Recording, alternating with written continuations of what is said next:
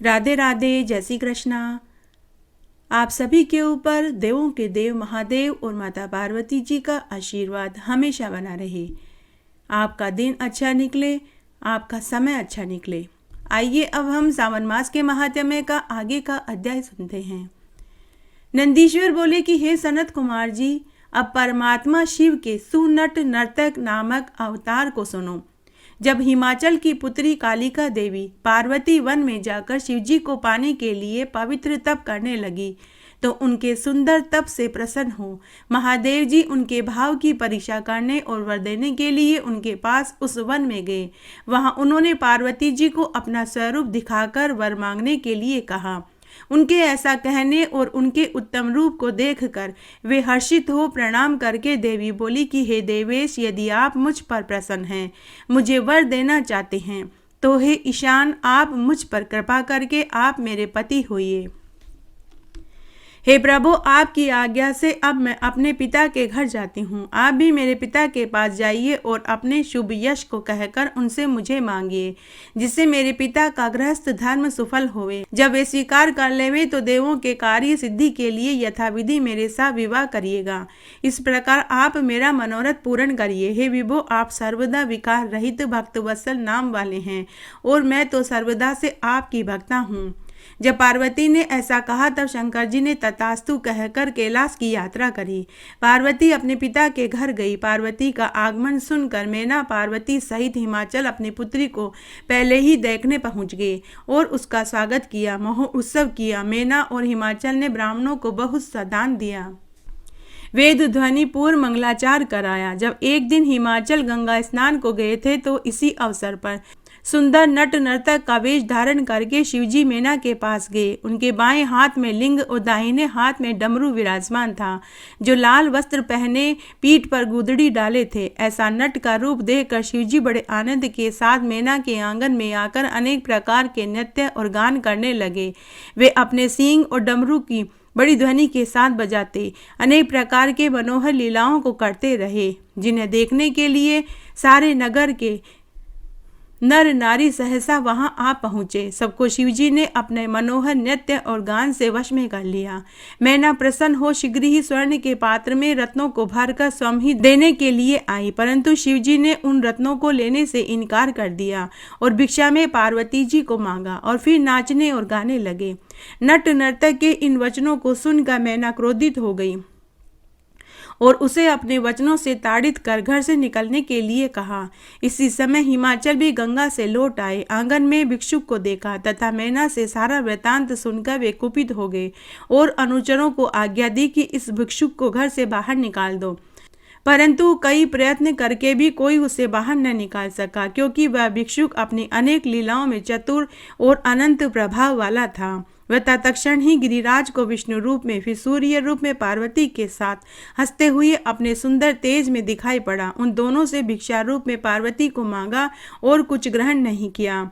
उसके पश्चात गुप्त हो पार्वती की आज्ञा से अपने धाम को चले गए। यह आश्चर्य देखकर गिरजा सहित मैना को सुंदर ज्ञान प्राप्त हुआ और वे पश्चाताप करने लगे। उन्होंने कहा कि हमें अपनी सुंदर कन्या तपस्विनी पार्वती को उन्हें दे देना चाहिए था। इस प्रकार विचार करते हुए उन दोनों की शिव में पराभक्ति हो गई। फिर तो भक्तों के सुखदाता शंकर ने महालीला करके प्रेम पूर्वक यथाविधि पार्वती से विवाह किया। इस प्रकार सुनट नर्तक नट नामक शिव का अवतार कहा, जिसने कि पार्वती के वाक्यों को पूर्ण किया। शिव का ये सुनट नर्तक अवतार सर्व पाप नाशक और परम गतिदायक है। नंदीश्वर बोले कि हे सर्वज्ञ सनत कुमार जी, अब विभु परमात्मा शिवजी का द्विज नामक अवतार कहता हूँ, तुम ध्यान से सुनो, जिसमें उन्होंने साधु का वेश धारण किया था। जब मैना और हिमाचल को शिवजी में परम भक्ति स्थापित हो गई तो उसे जानकर देवताओं को बड़ी चिंता हुई। वे परस्पर ये परामर्श करने लगे कि यदि गिरिराज अपनी एकांग भक्ति से शिवजी को अपनी पुत्री दे देंगे तो निश्चय ही शिव के निर्वाण पद को शीघ्र ही प्राप्त हो जाएंगे, और यदि कहीं यह अनंत रत्नों का आधार शैल मुक्त हो गया तो फिर पृथ्वी रत्न गर्भा कहलाएगी। तब तो इसका नाम ही व्यर्थ हो जाएगा। फिर वह पर्वत अपने स्थावर रूप को त्याग दिव्य रूप धारण कर लेगा, शिव जी को कन्या देकर शिवलोक को प्राप्त कर लेगा। इस प्रकार की मंत्रणा कर देवता गुरु बृहस्पति के घर गए और उनसे कहा कि आप महादेव जी की निंदा करने के लिए हिमालय के घर जाइए, जिसमें हिमालय शिव भक्त से विरक्त हो जाए। वह श्रद्धा से पार्वती जी को शिव जी के लिए देकर यही मुक्ति प्राप्त कर पृथ्वी पर ही रहे। तब देवता के वचन सुनकर बृहस्पति जी विचार करके बोले कि चाहे तुम सभी लोग या तुम में से कोई एक देवता इस कार्य के लिए शेल के पास जावे और अपना मनोरथ पूर्ण करे, परंतु मैं यह कार्य नहीं करूंगा, अथवा ब्रह्मा जी से कहकर अपना कार्य करो। बृहस्पति जी ने कहा कि मैं महादेव जी की निंदा नहीं करूंगा। तब यह काम करने के लिए ब्रह्मा जी को कहा गया। ब्रह्मा जी ने कहा कि मैं दुख देने वाली कलहकारिणी शिव जी की निंदा नहीं करूंगा। तुम सब स्वयं कैलाश पर जाकर शंकर भगवान को प्रसन्न कर उन्हीं को हिमालय के घर भेजो। भगवान शंकर ही हिमालय पर जाकर स्वयं अपनी निंदा करें, क्योंकि परनिंदा विनाशक है। यदि कोई स्वयं भी अपनी निंदा करता है तो उससे यश होता है। यह सुनकर सब देवता कैलाश पर शिव जी के पास गए और प्रणाम करके सारा वृतांत कहा। शिव जी ने हंसकर स्वीकार कर लिया और देवताओं को आश्वासन देकर विदा हो गए। उसके पश्चात भक्त वत्सल माहेश भगवान शंकर ने हिमालय के पास जाने का विचार किया। दंड और छत्र धारण कर, दिव्य वस्त्र पहनकर, उज्जवल तिलक लगाया, हाथ में स्फटिक की माला, गले में शालिग्राम धारण किया।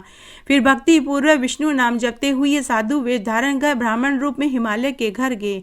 उन्हें देख हिमालय सिंहासन छोड़कर खड़े हो गए और सविधि उनका पूजन किया, साष्टांग प्रणाम किया। उस ब्राह्मण का परिचय पूछा तो उस साधु ने कहा कि मैं एक सर्वज्ञ परोपकारी ब्राह्मण हूँ, जो गुरु के बल से सब कुछ जानता हूँ, साधु वेश में सर्वत्र विचरण करता हूँ। मैंने अपने योग बल से ज्ञात किया है कि तुम अपनी लक्ष्मी स्वरूपा कन्या को शिव जी को देना चाहते हो, तो यह क्या सत्य है? परंतु तुमको शिव जी का कुल और शील ज्ञान नहीं है।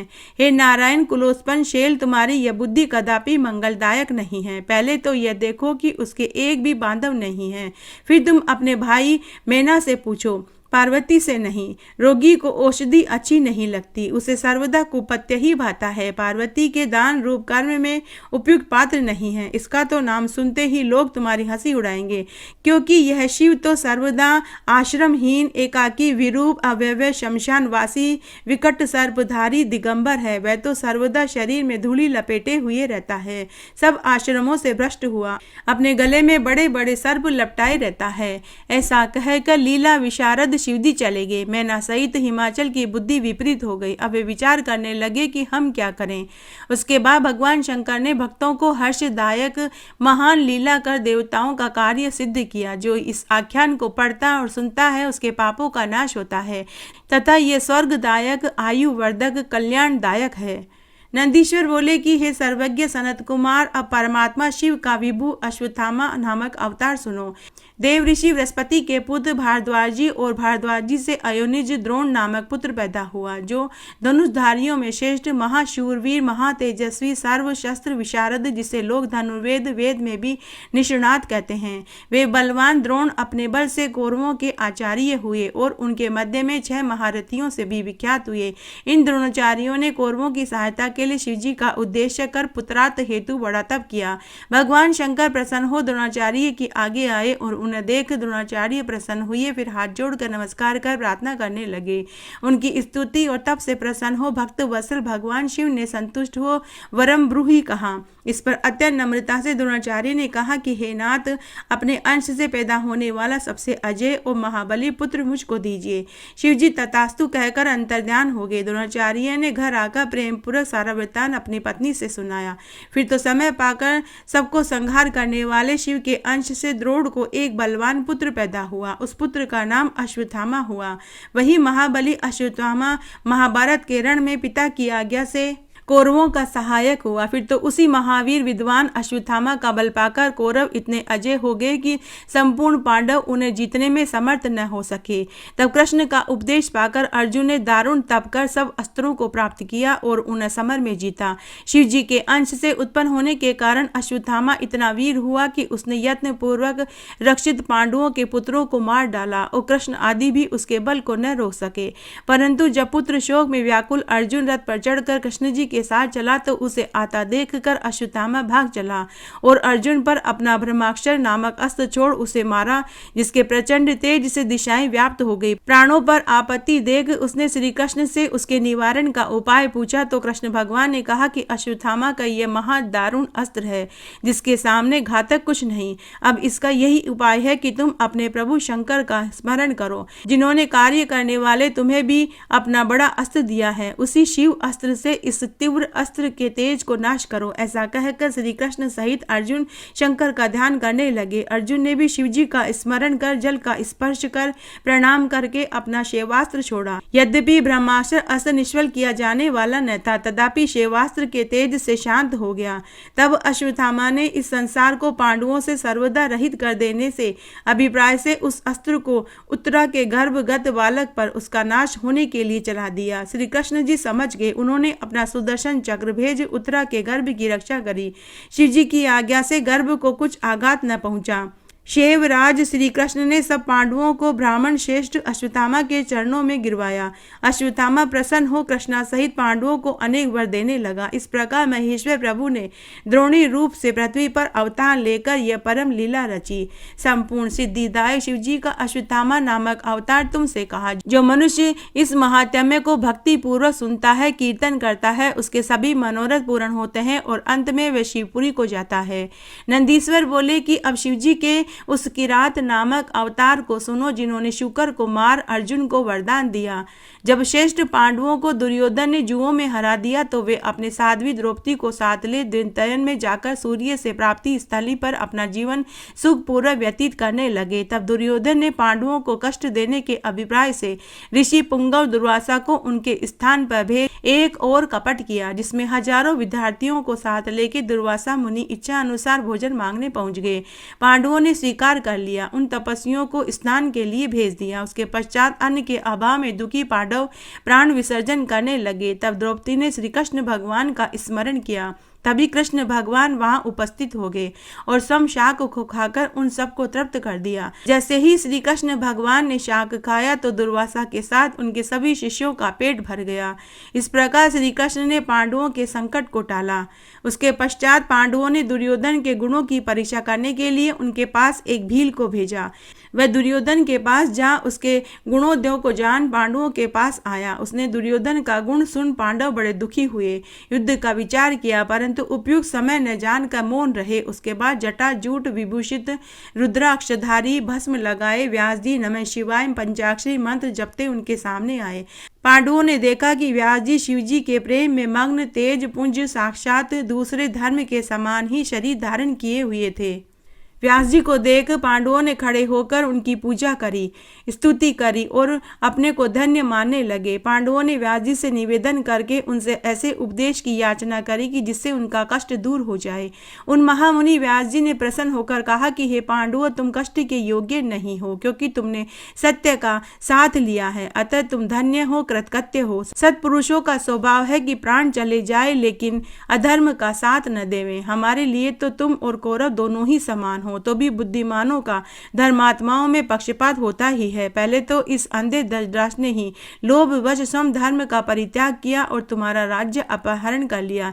यद्यपि उसके लिए तुम और कौरव दोनों पुत्र ही थे और पिता के मरने पर महात्माओं को पुत्रों पर दया करनी चाहिए, तथापि उसने अपने पुत्र दुर्योधन को अनर्थ से मना नहीं किया। यदि वह ऐसा करता तो वह अनर्थ कदापि नहीं होता। इसके आगे जो भी हुआ वह तो हुआ ही, अब अन्यथा नहीं हो सकता। किंतु वह दुष्ट और तुम सत्यवादी हो, अतः उनका तो अकल्याण अवश्य होगा, क्योंकि जो जैसा बीज बोता है वैसा ही फल उगता है, इसमें संदेह नहीं है। इस प्रकार जब व्यास जी ने युधिष्ठिर आदि पांडवों को प्रसन्न किया, पांडवों ने कहा कि हे नाथ, यह तो आपने सत्य कहा, क्योंकि दुरात्मा तो हमको यहाँ वन में भी निरंतर कष्ट ही पहुंचाता है। फिर भी हे विभो, मेरे अशुभ को नष्ट करो और शुभ दान दो। पहले श्री कृष्ण जी ने भी यही कहा था कि तुम लोगों को शंकर जी की आराधना करनी चाहिए जिसमें हमने प्रमाद किया, अतः अब आप हमें उस मार्ग का उपदेश दीजिए। पांडवों के इन वचनों को सुनकर व्यास जी बहुत प्रसन्न हुए और उन्होंने शिवजी के चरण कमलों का स्मरण कर कहा कि हे धर्म बुद्धि पांडवों, श्री कृष्ण जी का कहना सत्य है। मैं स्वयं भी शिव जी की आराधना करता हूँ। तुम लोग बड़े प्रेम से शिव जी का सेवन करो, इससे तुमको अतुल सुख की प्राप्ति होगी। शिव जी की सेवा न करने से ही सारे दुख प्राप्त होते हैं। उसके पश्चात उन पांचों पांडवों में अर्जुन को योग्य जान व्यास जी ने शिव जी की आराधना के लिए उसे इंद्र संबंधी विद्या का उपदेश कर पार्थिव पूजन का विधान बताया। अर्जुन इंद्रकील पर्वत के निकट गंगा जी के तट पर तप करने के लिए चले गए। उसके पश्चात व्यास जी सब पांडवों में श्रेष्ठ युधिष्ठिर से बोले कि हे युधिष्ठिर, तुम सर्वदा धर्म में ही स्थित रहे हो, इससे निसंदेह तुम्हें सर्वश्रेष्ठ सिद्धि प्राप्त होगी। ऐसा कहकर व्यास जी शिव जी के चरणों का ध्यान कर अदृश्य हो गए। नंदीश्वर बोले कि अब शिव मंत्र के अतुल तेज से अर्जुन प्रकाशमान हो गए। अर्जुन को ऐसा देख पांडवों को अपने विजय में संदेह नहीं हुआ। इन्हें अपने में विपुल तेज दिखाई पड़ा। जब अर्जुन शिव जी के लिए तप करने चले तो द्रौपदी सहित पांडवों ने बड़े दुख से उन्हें विदा किया, परंतु उन्हें यह विश्वास था कि व्यास जी के आदेश अनुसार शिव जी की आराधना से उनका कल्याण अवश्य होगा। इस प्रकार अर्जुन को तप के लिए भेज पांडव खिन्न हो द्रौपदी सहित वहीं रहने लगे, परंतु अर्जुन के वियोग से उन्हें शांति प्राप्त नहीं हो रही थी। उन्हें दुखी जान कृपा सिंधु ऋषि श्रेष्ठ व्यास जी फिर उनके पास आए और पांडवों ने उनकी पूजा की और कुछ दिनों के लिए अपने पास रहने की प्रार्थना करी। व्यास जी पांडवों के सुख के लिए वहीं कुछ समय के लिए ठहर गए। फिर एक दिन युधिष्ठिर ने व्यास जी से पूछा कि हे महाप्राज्ञ, क्या ऐसा कष्ट कभी किसी और को भी मिला है या सिर्फ हमें ही मिला है? मैं तो समझता हूँ कि इस प्रकार का कष्ट तो शायद हमें ही मिला है। यह सुन के व्यास जी ने कहा कि नहीं, औरों ने भी एक से एक कठिन दुख पाए हैं। निषद देश का स्वामी नल तो आपसे भी अधिक दुख पा चुका है। राजा हरिश्चंद्र ने भी बड़ा दुख पाया। रामचंद्र जी को भी इस प्रकार का दुख देखना पड़ा। ऐसा कौन है जो शरीर पाकर दुखी न हुआ हो? पहले माता के गर्भ में जन्म ही दुख का कारण है। बाल्यावस्था भी कष्ट कारक है। युवा अवस्था भी दुख रूपी कामनाएं सताती रहती है। फिर वृद्धावस्था में मरण रूप तो महा दुख प्राप्त होता है, जिससे मूर्ख मनुष्य बड़ा कष्ट नरक तक भोगता है। अतः यह सब मिथ्या है। तुम सत्य का आचरण करो। शिव जी सत्य से ही प्रसन्न होते हैं, अतः मनुष्य को वही करना चाहिए। इधर तो यह अवस्था थी, उधर अर्जुन मार्ग के अनेक कष्टों को पार करते हुए इंद्रकील पर्वत पर गंगा जी के तट पर पहुंचे। फिर जैसा व्यास जी ने उपदेश दिया था उसके अनुसार उन्होंने अपने वेश आदि बनाया और इंद्रियों को वश में कर पार्थिव बना शिव जी का ध्यान करने लगा। वे तीनों काल स्नान कर अनेक प्रकार से शिव उपासना करने लगा। उस उपासना से अर्जुन के सिर पर तेज निकलने लगा, जिसे देखकर चर जीवों को भय होने लगा। यह तेज कब शांत होगा, यह कहने के लिए लोग इंद्र के पास गए। अर्जुन के कठिन तप का वृतांत कहा। शचीपति वृद्ध ब्राह्मण ब्रह्मचारी का वेश बनाकर अर्जुन की परीक्षा करने के लिए गए। उन्हें अपनी ओर आते देखकर अर्जुन ने उनकी पूजा की और पूछा कि इस समय आप कहां से आ रहे हैं? ब्राह्मण वेशीय इंद्र ने वह न कहकर अर्जुन से यह कहा कि तुम इतनी थोड़ी अवस्था में तप क्यों कर रहे हो? ये तुम्हारा तप सर्वदा मुक्ति के लिए है या जप के लिए? अर्जुन ने अपना सारा मंतव्य कहा। वह सुनकर ब्राह्मण ने कहा कि तुम्हारा यह तप धर्म से युक्ति संगत नहीं है, क्योंकि यह तप तो मुक्ति दाता है, इंद्र मोक्ष का नहीं सुख का दाता है। यह तप करना तुम्हारे योग्य नहीं है। यह सुनकर अर्जुन ने क्रोधित होकर इंद्र से कहा कि आप ऐसा क्यों कहते हैं? मैं न तो राज्य के लिए न ही मुक्ति के लिए, किंतु व्यास जी के वचनों के लिए तप कर रहा हूँ। हे ब्रह्मचारी जी, आप कृपा करके यहाँ से चले जाइए। आप मुझे पतित करना चाहते हैं। आप ब्रह्मचारी को यहाँ आने की क्या जरूरत थी? इस पर ब्रह्मचारी इंद्र ने अर्जुन को अपना वास्तविक रूप दिखाया। यह देखकर इंद्र लज्जित हो गए। फिर अर्जुन को आश्वासन दे इंद्र ने कहा कि तुम वरदान मांगो। अर्जुन ने कहा कि शत्रुओं से विजय दिलाइए। इस पर इंद्र ने दुर्योधन सहित भीष्म, द्रोण, कर्ण आदि वीरों को दुर्जय कहे द्रोण पुत्र अश्वत्थामा को शिवजी का अंश बतलाते हुए अपनी असमर्थता व्यक्त करी और कहा कि इसके लिए तुम शिवजी को प्रसन्न करो। तुम एक माँ शिव की आराधना करो। पार्थिव विधान से अनेक उपचारों से युक्त सर्वतोभाव से शिवजी की सेवा करो। तुमको अचल सिद्धि प्राप्त होगी। अर्जुन से ऐसा कहकर इंद्र उनकी रक्षा के लिए वहां कुछ अनुचरों को नियुक्त कर शिवजी के चरणों का ध्यान कर वापस अपने लोक को चले गए। नंदीश्वर बोले कि अब अर्जुन ने व्यास जी की बतलाई विधि से शिवा अर्चन किया। फिर एक पांव के तलवे से पृथ्वी पर मुनि के समान खड़े हो एकमात्र दृष्टि से सूर्य की ओर देखते हुए मंत्रों का जाप करने लगे। अबाध गति से सर्वोत्तम पंचाक्षरी मंत्रों का जापा। फिर तो अर्जुन का तप तेज इतना प्रकाशित हो गया कि उससे देवता विस्मित हो शिवजी के पास पहुंचे। वहां पहुंच देवताओं ने कहा कि हे सर्वेश, एक व्यक्ति आपको प्रसन्न करने के लिए तप कर रहा है। वह जो चाहता है आप उसको दे दीजिए। ऐसा कहकर देवता शिव जी के चरणों का ध्यान करने लगे और स्तुति करने लगे। तब शिव जी ने हंसते हुए कहा कि अब तुम लोग अपने लोक को जाओ। इस समय दुष्ट दुर्योधन का भेजा हुआ मूक नामक दूत शुकर का वेश धारण करके वहां आया, जिसे कपटी दुर्योधन ने अर्जुन को मारने के लिए भेजा था। वह अपने वेग से पर्वतों को तोड़ता, वृक्षों को उखाड़ता हुआ और कठोर शब्द बोलता हुआ बड़े वेग से आया। उसे देखकर शिवजी के चरणों में मन लगाए अर्जुन विचार करने लगे कि यह क्रूर कर्म करने वाला कौन है, कहाँ से आता है। कहीं यह दुर्योधन का हितकारी तो नहीं, जिसे देखने पर मन व्याकुल हो वही शत्रु है। आचरण ही कुल को कहता है, शरीर भोजन को कहता है, वचन शास्त्र को कहता है, नेत्र स्नेह को कहता है। इस प्रकार से और भी अनेक विचार अर्जुन के मन में आ और जा रहे थे। तब अर्जुन ने निश्चय कर वहीं बैठे बैठे उस पर बाण चला दिया। इसी समय अर्जुन की रक्षा, उसकी भक्ति की परीक्षा करने के लिए भक्तवत्सल महादेव जी अपने गणों के साथ वहां पहुंचे। वह कच्छ बांधे हुए थे तथा शिवजी की ध्वजा वाले उनके शरीर में श्वेत रेखा पड़ी हुई थी। वे स्वयं धनुष बाण धारण किए हुए, पीठ पर बाणों का तरकस बांधे हुए, गणों के सहित भीलों के राजा बने हुए वेश में आए थे। ऐसे स्वरूप में वे भीलों सा शब्द करते हुए चले और शुकर भी शब्द कर रहा था, जिसका शब्द दिशाओं में फैल गया। उन शब्दों से अर्जुन शिवजी की महानता पर विचार करने लगे। उन्होंने श्री कृष्ण जी का और पुनः व्यास जी का उपदेश स्मरण कर शिवजी को शुभंकर, मंगलकारी, सुखदायक समझा। उन्होंने मनी मन शिवजी का नाम जपते हुए, शिवजी तो सभी प्रकार के दुखों के शमन करता है, वे समर्थ, कुछ करना चाहेंगे उसे कौन मिटा सकता है। लक्ष्मी चली जाए रहे, मृत्यु निकट आ जाए अथवा युगांतर में हो, मनुष्य निंदा करे या स्तुति करे, किंतु शंकर जी तो दुखों का नाश अवश्य करते हैं। हमारे जैसे पुण्य और पाप होते हैं, शिवजी वैसा ही सुख और दुख देते हैं, परंतु वे इतने दयालु हैं कि भक्तों को हमेशा सुख ही देते हैं, इसमें कोई संदेह नहीं है। जैसे शुद्ध किया हुआ सुवर्ण शुद्धि को प्राप्त होता है, वैसे ही शिवजी परीक्षा से भक्त को शुद्ध करते हैं। पूर्व मुनियों का तो यही कथन है। ऐसे विचार कर जब अर्जुन ने अपने धनुष पर फिर बाण चढ़ाया तो उसी समय उस शुकर का पीछा करते हुए शिवजी भी वहां आ गए और उन दोनों के बीच में वह शुकर अद्भुत पर्वताकार दिखाई पड़ा। अर्जुन और शिवजी ने एक साथ उस पर बाण छोड़ा। शिवजी का बाण शुकर की पूंछ में और अर्जुन का बाण उसके मुख में लगा। उसके लगने से शुकर मूर्छित हो जमीन पर गिर पड़ा। बाण उसके मुख से पार कर पृथ्वी में समा गया। शुकर मर गया। देवताओं ने हर्ष ध्वनि की और पुष्प बरसाए। शिवजी संतुष्ट हुए। अर्जुन को भी सुख प्राप्त हुआ। मरते समय उस दैत्य ने और भी अद्भुत रूप दिखाए, जिसे देख अर्जुन ने कहा कि अहो, यह तो शुकर रूप धारण कर मुझे मारने ही आया था। यह तो कहो कि शिवजी ने मेरी रक्षा करी। फिर शिव शिव जपते हुए अर्जुन ने वहां पर स्थित हो शिवजी की स्तुति करी और प्रणाम किया। सभी कथा कहानियों और सावन मास के महात्म्य को सुनने के बाद महादेव जी की आरती जरूर बोलनी चाहिए, तभी सावन मास के महात्म्य को सुनने का संपूर्ण फल प्राप्त होता है। आइए अब हम महादेव जी की आरती सुनते हैं। शीश गंग अर्धंग पार्वती सदा विराजत कैलासी, नंदी भंग नृत्य करत है गुण गावत शिव की दासी। शीतल मंद सुगंध पवन भय बैठे हैं शिव अविनाशी, करत गान गंधर्व सप्त सुर राग रागनी सब गासी। अक्ष रक्ष भैरव है डोलत गोलत है बन के वासी, कोयल शब्द सुनावत सुंदर भ्रमर करत है गुंजासी। कल्प वृक्ष अरु पारिजात कह लाग रहे हैं लक्षासी, सूर्यकांत सम पर्वत शोभित चंद्रकांत नवमी मासी। चौ ऋतुनित फलत फुलत है पुष्प चढ़त है वर्षासी, देव मुनि जन की भीड़ पड़त है निगम रहत जो नित गासी।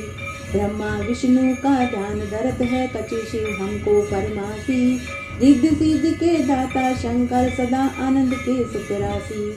जिनके सुमिरन सेवा करते टूट जाए यम की फांसी, त्रिशूल धर का ध्यान निरंतर मन लगाए कर जो ध्यासी। दूर करे विपदा शिव तिनकी जन्म सफल शिव पद पासी, कैलाशी काशी के वासी अविनाशी प्रभु सुध लीजो। सेवक जान सदा चरणन को अपनो जान दरस दीजो।